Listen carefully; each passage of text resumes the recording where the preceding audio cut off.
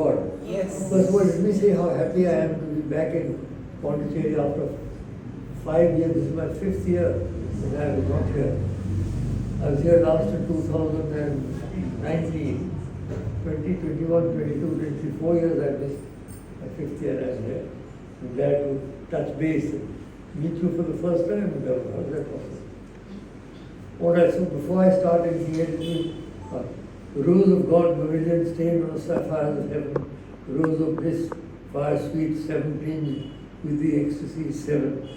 Leap up in our heart of humanhood, O miracle of flame, passion flower of the nameless, bud of the mystical name.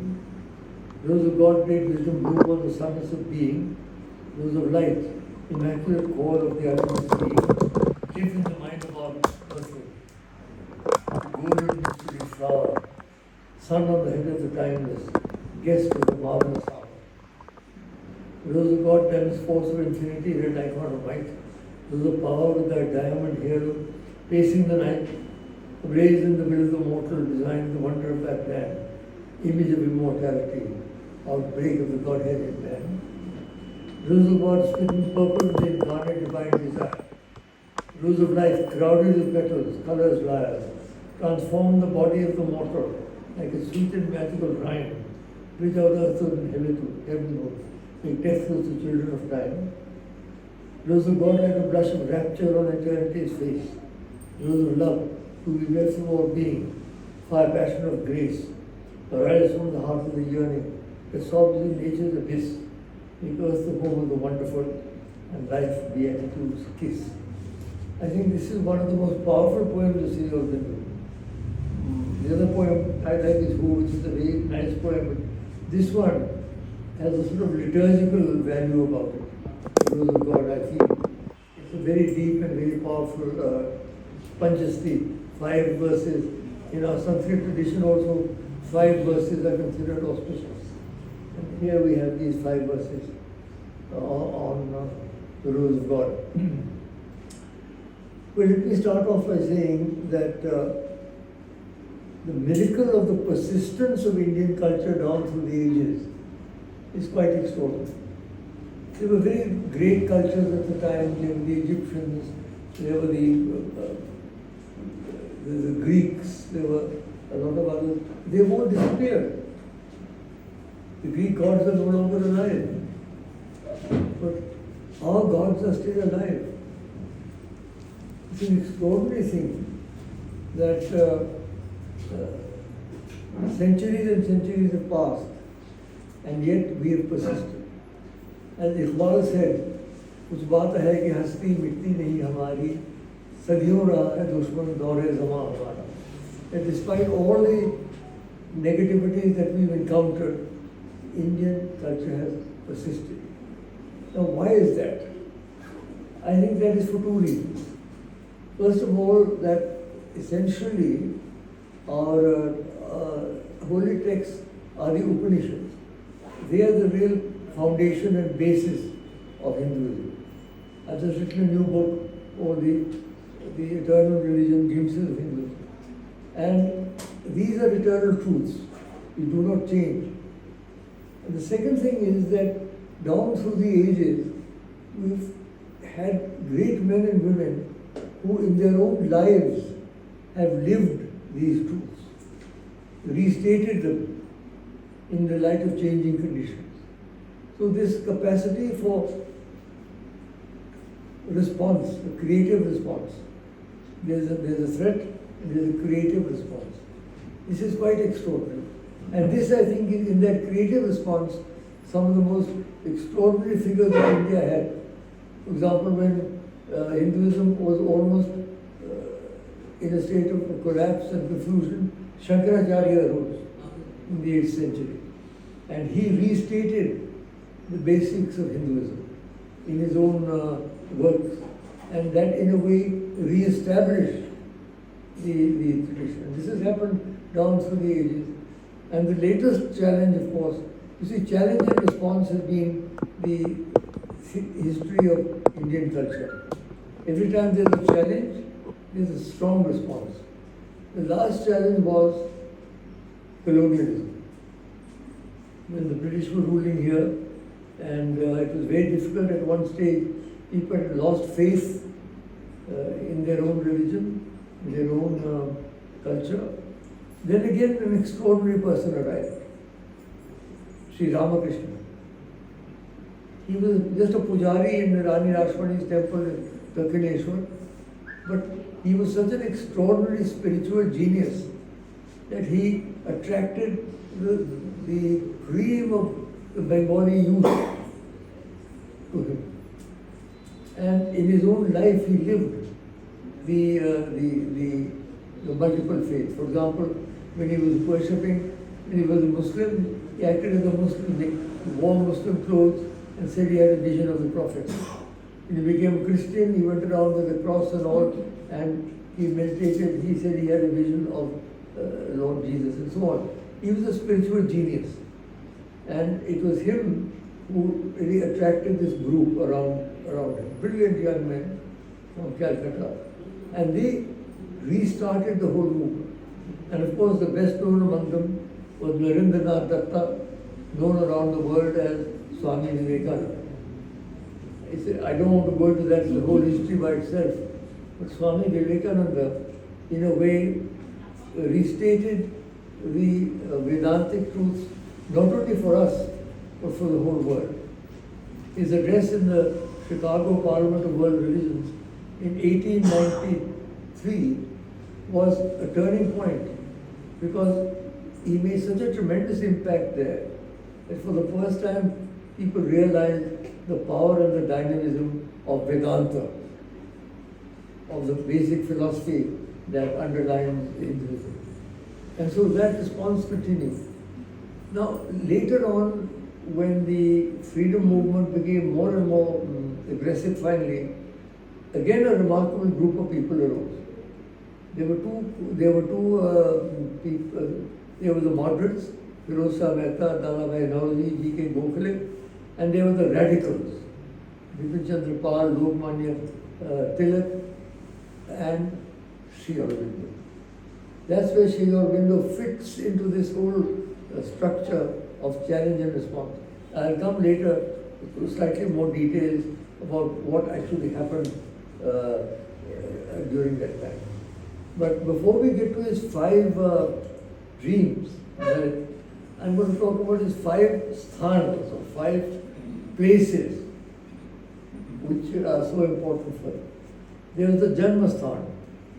Janmasthana was Calcutta. That was the building that I was able to get when we did the centenary. I was able to acquire that building where Sri Aurobindo was born, and which is now Aurobindo Bhavan. I'm very happy that I was able to play a role in that. And that is where he was born for 7 years in 1872 to 1879. That was his Janmabhoomi. Then there was his Shiksha Bhoomi, Great Britain.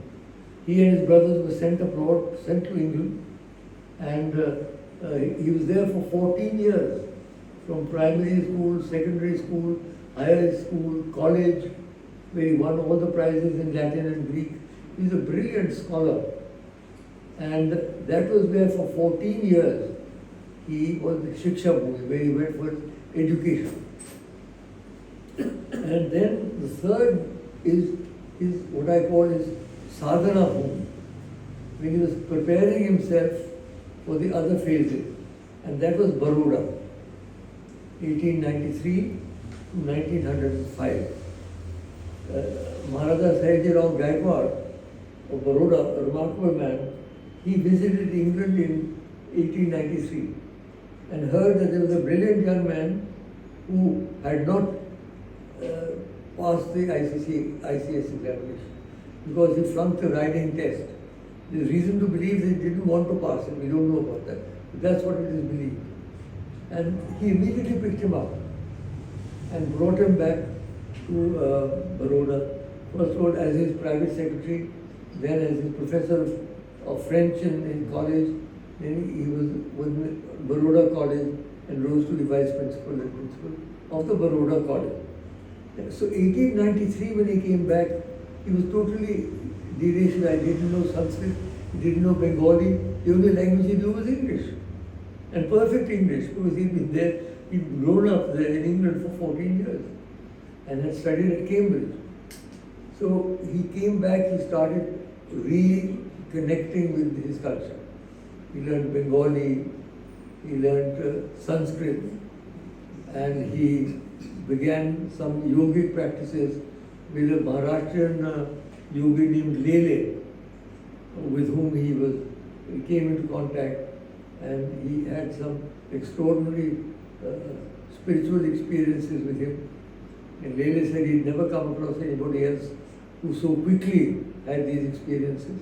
So he was there, what I call the sadhana bhumi, when he was preparing himself for sadhana, as you know, means preparation for some goal. That was his sadhana bhumi. With the Janma Bhumi, Calcutta, Shiksha Bhumi, England, Sadhana Bhumi, Baroda. Then from 1905 to 1910, that was his Karma Bhumi, Calcutta. He left Baroda service and he went there and he shone like a meteor against the sky at that time. His editorials, if you read in the Bande Mataram, even today your blood will flow quicker in your veins. He's such a brilliant writer. And so he was then at that time the apostle of Sanatan Dharma, which he said, which is the basis of our culture. His speeches and all were there. He was of course arrested in the famous Alipur bomb conspiracy case. And he was sent to jail. That cell is still there. When we went for the Calcutta function, people visited the cell where he was imprisoned. And it was there that he had his first major spiritual realization. And that was of Krishna. He saw Krishna everywhere. In the jailer, in the fellow convicts, in the judge, in the jury, wherever he looked. Vasudeva Sarvamiti in Gita, he says in the Gita, he saw Krishna everywhere. And that is where also he records that he heard the voice of Vivekananda speaking to him for 15 days, guiding him on some points regarding yoga. It's too difficult for us to understand what that means, but that is in his own words he said that. So there he was arrested and he was sent to jail. And I must read out to you very briefly the lawyer who decided to defend him was none less than Chittaranjan Das, the famous C.R. Das. And unless I have misplaced that quotation, yes, this is the quotation. It's a lawyer in the final peroration to the High Court. And how he must have been a man also of great capacity, C.R. Das. He says to the judge, my appeal to you is this, that long after the controversy will be hushed in silence, long after this turmoil and agitation will have ceased, long after he is dead and gone, he will be looked upon as a poet of patriotism, as the prophet of nationalism, and as a lover of humanity. That's why I call my book The Prophet of Nationalism. He will be looked upon as the poet of patriotism, as the prophet of nationalism, and the lover of humanity. Long after he is dead and gone, his words will have echoed and re-echoed not only in India, but across distant seas and lands. Therefore I say that the man in his position is not only standing before the bar of this court, but before the bar of the High Court of history. Very famous, beautiful peroration by C.R. And he was acquitted. I mean, I've seen the files. I must tell you, he was clearly guilty. But Justice Beechcroft, by a very strange coincidence, Justice Beechcroft, the judge, had been at college with him in Cambridge. अब उसने लिहाज किया और whether it was a spiritual power or what, I do not know. But whatever, he was acquitted. Although I have looked through the files and he was as guilty as anybody else in that whole group. The rest, some were sent to Burma, some were imprisoned and all, and he was acquitted. But what happened during that period was, after he was acquitted, he was still making his speeches and writing his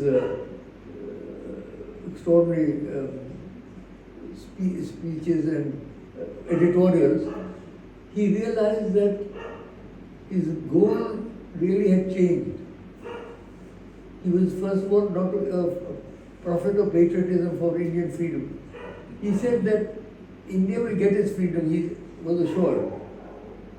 When he gets it, he didn't know, but he said, I was assured that India was going to get its freedom. But he has to wait for the man who is to come. Very interesting thing. Gandhi came in 1920, and this is 1905. India will have to wait for the man who is to come. And he himself realized that his goal was in this yoga. But he knew he couldn't continue his yoga in Calcutta because the British would arrest him again. So what he said is an Adesh. Adesh means a command, an inner command. He left. Sister Nivedita was in touch with him, by the way. And she warned him that he was going to be arrested again. So he said, in response to an Adesha, to a command, he left Calcutta, went to Chandranagar, which is a small French enclave in Bengal. And then from Chandranagar, he went to Pondicherry. And that is his fifth, his yoga bhumi. We've gone through all his bhumis. I hope you remember the Janma Bhumi, the Shiksha Bhumi, the Sadhana Bhumi, the Karma Bhumi, and the Yoga Bhumi, 40 years in your city of Pondicherry. So those 5 bhumis I thought I'd go through before I actually come to the 5 dreams. Now the 5 dreams, luckily, nobody else asked him. Somebody from, I think it was the Andhra All India Radio, asked him for a message. Thank goodness, because that was the last message that he had. So this is a message, the 5 dreams. I'm going to read it out, and I'm going to, with all due deference, I'm going to try and see which ones have succeeded, which ones have failed, what has happened. Okay. Here's the Sri Aurobindo now. August 15th, 1947, it was his birthday, can you imagine? It's the birthday of Free India. It marks for her the end of an old era and the beginning of a new age. But we can also make it by our own life and acts as a free nation an important date in a new opening for the whole world, for the political, social, cultural and spiritual future of humanity. Sri Aurobindo's message was not only the importance of Sri Aurobindo and the mother lies in the fact that they were not only involved in India, they felt they were involved in a much larger exercise or whatever you want to call it. August 15th is my own birthday, he writes, and it is naturally gratifying to me that it should have assumed this vast significance.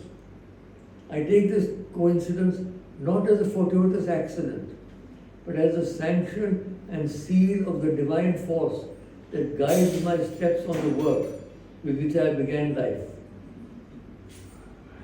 Very interesting. As a sanction and seal of the divine force that guides my steps on the work with which I began life, the beginning of its full fruition. Indeed, on this day I can watch almost all the world movements which I hope to see fulfilled in my lifetime, though they look like impracticable dreams arriving at fruition or on their way to achievement. In all these movements, Free India must play a large part and take a leading role. Then he writes, the first of these dreams was a revolutionary movement that would create a free and united India. India is free, mind you, got of freedom 47, this is 1950. But she has not achieved unity. At one moment it almost seemed as if in the very act of liberation, she would fall back into the chaos of separate states which preceded the British conquest. But fortunately, it now seems probable that this danger will be averted and a large and powerful, though not yet complete, union will be established. Also, the wisely drastic policy of the Constituent Assembly has made it probable that the problem of the depressed classes will be solved without schism or fission. That is the reservation, Dr. Ambedkar's reservation theory with Gandhi. But the old communal division into Hindus and Muslims seems to have hardened into a permanent political division of the country. It is to be hoped that this settled fact will not be accepted as settled forever, or as anything more than a temporary expedient. For if it lasts, India may be seriously weakened, even crippled. Civil strife may remain always possible, possible even a new invasion and foreign conquest. I don't know if you're referring to China or not, I'm not sure. India's internal development and prosperity may be impeded, her position among the nations weakened, her destiny impaired or even frustrated.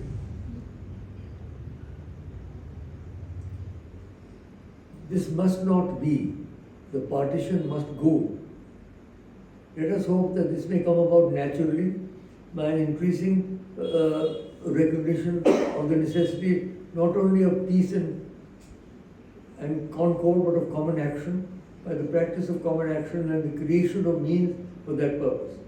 In this way, unity may finally come about under whatever form. The exact form may have a pragmatic, not a fundamental importance. But whatever means, in whatever way, division must go, unity must and will be achieved, for it is necessary for the greatness of India's future. Now, this is his first dream. I am afraid the first dream has not been fulfilled. I see no possibility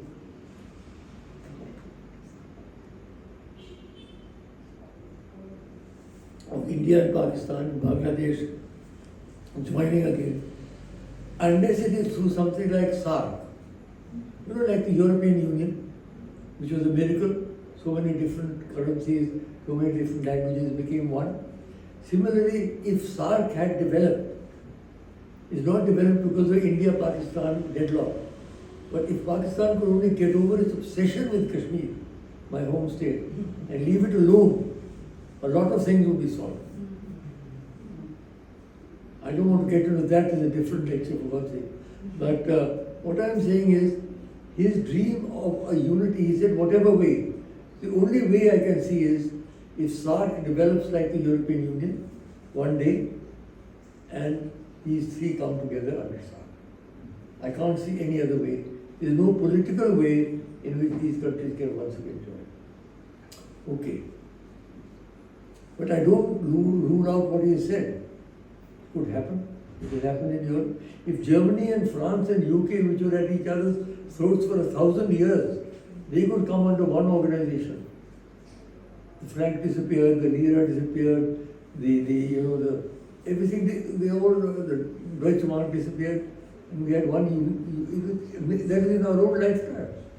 My wife and I used to travel in Europe, and we saw that happening before our very eyes. At one stage we had to stop at every country we went to, and then suddenly we could just sail through. And it was a miracle. So if a miracle can happen in Europe, it can happen here also. Let's see. Secondly, another dream was for the resurgence and liberation of the peoples of Asia and her return to a great role in the progress of human civilization. Asia has arisen.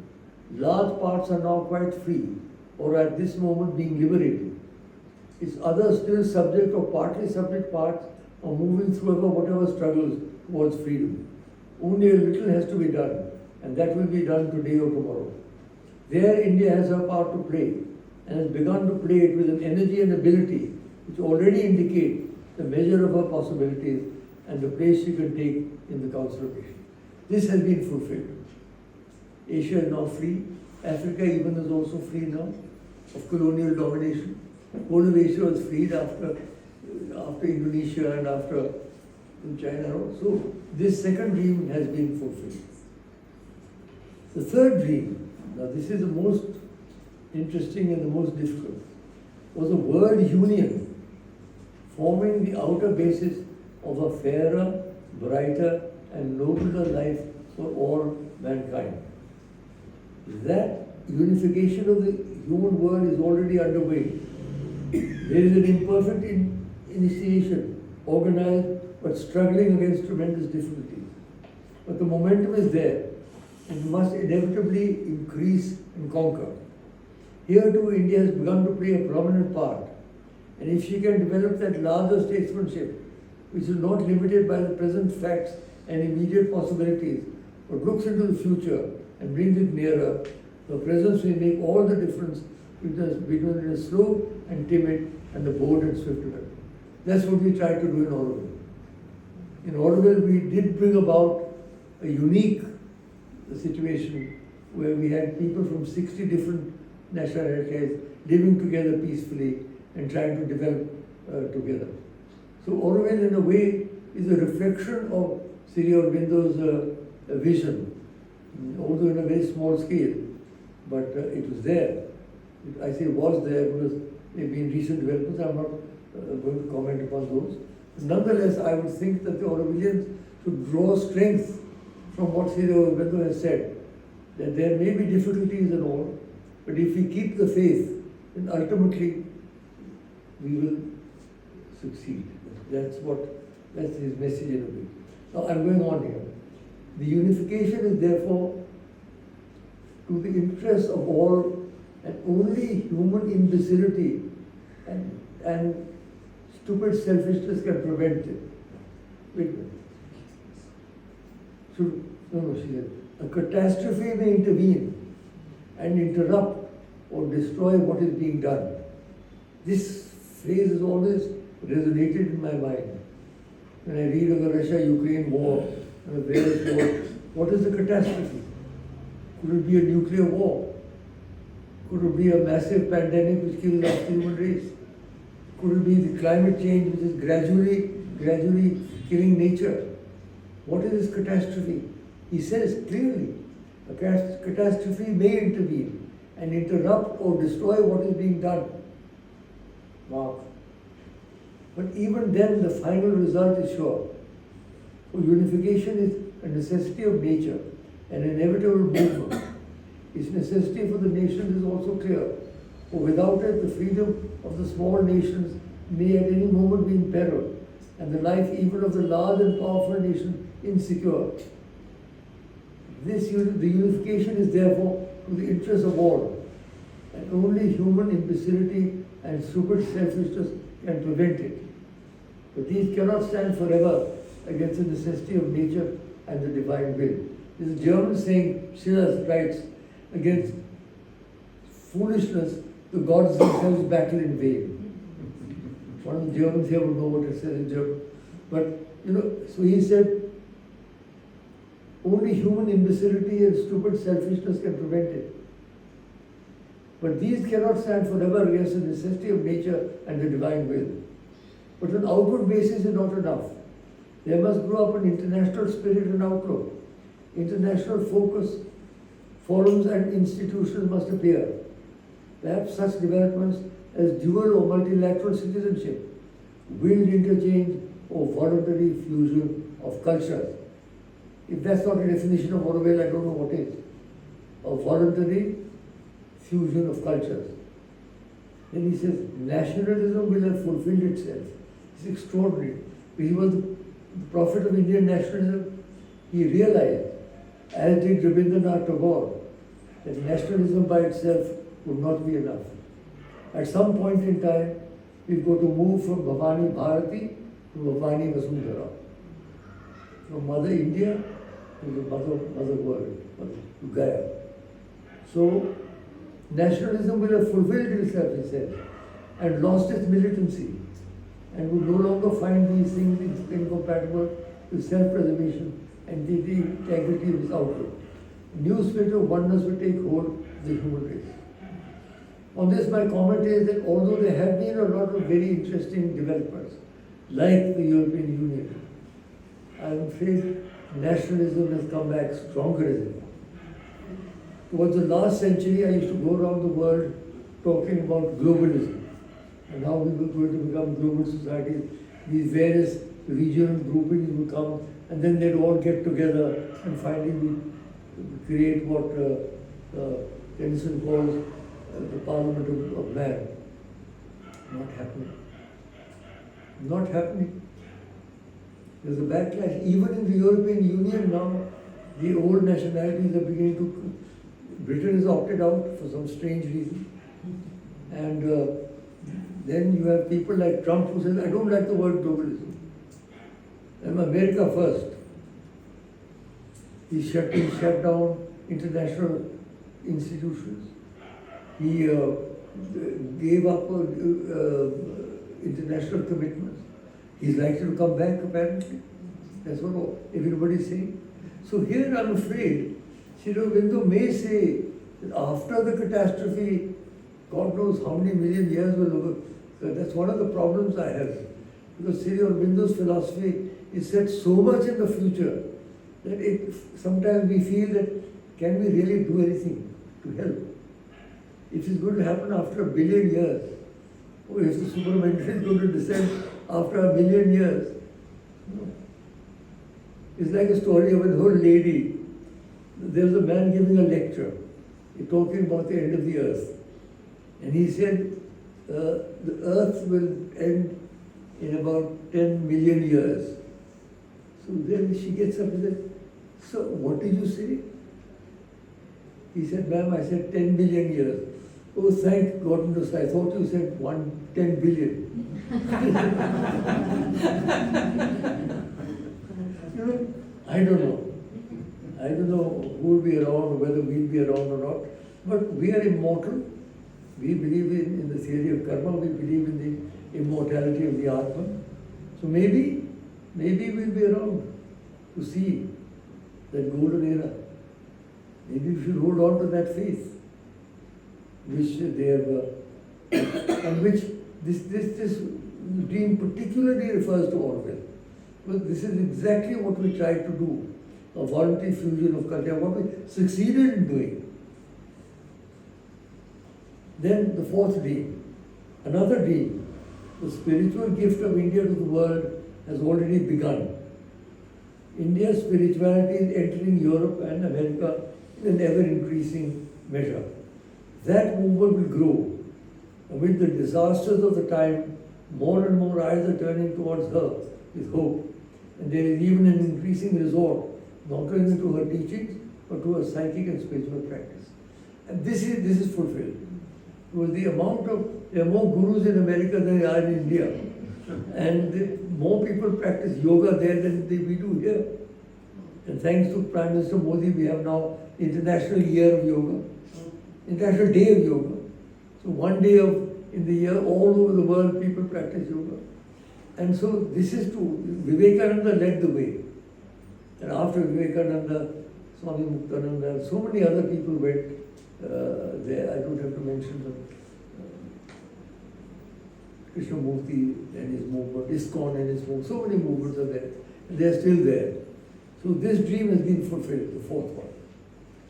Now, the final dream was a step in evolution which would raise man to a higher and larger consciousness and begin the solution of the problems which have perplexed and vexed him since he first began to think and to dream of individual perfection and a perfect society. This is still a personal hope and an ideal which has begun to take hold in India and in the West on forward-looking minds. The difficulties in the way are more formidable than in any other field of endeavor. But difficulties are made to be overcome. And if the supreme will is there, they will be overcome. Here too, if this evolution is to take place, since it must proceed through a growth of the spirit and the inner consciousness, the initiative can come from India. And although the scope must be universal, the central movement may be hers. Such is the content which I put into this date of India's liberation. Whether and how far this hope will be justified depends upon the new and free India. What a beautiful message it is. I mean, each point there is significant. You don't have to agree with everything that he said. I've made a critical analysis of the dreams. Which are the ones that have been fulfilled, which are the ones that are not going to be fulfilled, or not likely to be fulfilled. But the broader thing, what is the broader message that Sri Aurobindo was trying to give? What is the broader message that the mother was giving when she set up Auroville? Not only for the Aurovillians, it was something deeper. It was a recreation of the spirit of India. It was a restatement of the spiritual power that is in our depths. And that, I think, is the significance of Auroville. And whatever difficulties the Aurovillians may be facing, I think it is important for them to remember they have been part of a unique experiment. Experiments don't last forever. They come, go, there you are. So that is my reading. And I'm going to end now by reciting another poem of Singh Aurobindo called Who? In the blue of the skies and the green of the forest, whose is the hand that was painted the glow? When the winds were asleep in the boom of the ether, who was it roused and branded the blow?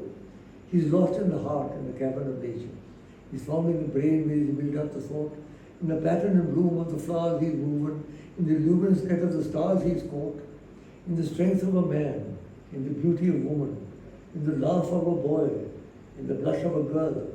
The hand that sends Jupiter spinning through heaven spends all his cunning to fashion a curl.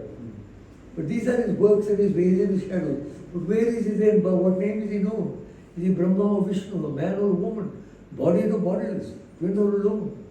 We have love for a boy who is dark and resplendent, Krishna. A woman is lord of us, naked and fierce Kali. We soothe him amused on the snows of the mountain Shiva. We watched him at work in the heart of the spheres. We will tell the whole world of his ways and his cunning. He is rapture of torture and passion and pain. He delights in our sorrow and drives us to weeping. Then yours with the joy and his beauty again. All music is only the sound of his laughter. What a lovely line. All music is only the sound of his laughter. All beauty is the smile of his passionate bliss. His lies are his heartbeats, the passion of Radha and Krishna. Their love is our kiss. He strength that is loud in the blare of the trumpets, and he rides in the car and he strikes in the spears. He slays without stint and is full of compassion. He wars for the world and his ultimate years. In the sweep of the worlds, in the surge of the ages, ineffable, mighty, majestic and pure, beyond the last pinnacle seized by the thinker, he is throned in his seats that forever endure. The master of man and his infinite lover is close to our hearts and we vision to see. We are blind with our pride and the pomp of our passion. We are bound in our thoughts when we hold ourselves free. It is he in the sun who is ageless and deathless. And into the midnight his shadow is thrown. When darkness was blind and engulfed within darkness, he was seated within it. Immense. Thank you.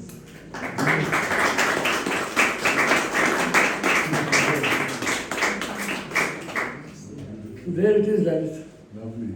Thank you. I don't think we should ask for questions. So it's not an academic lecture, it's a private lecture. But if anybody would like to make a comment or say something, I'd be happy to hear it. Beautiful lecture, and it was a good reminder of the five dreams again. Yes, I think so. I think it's a reminder that was needed at this stage particularly.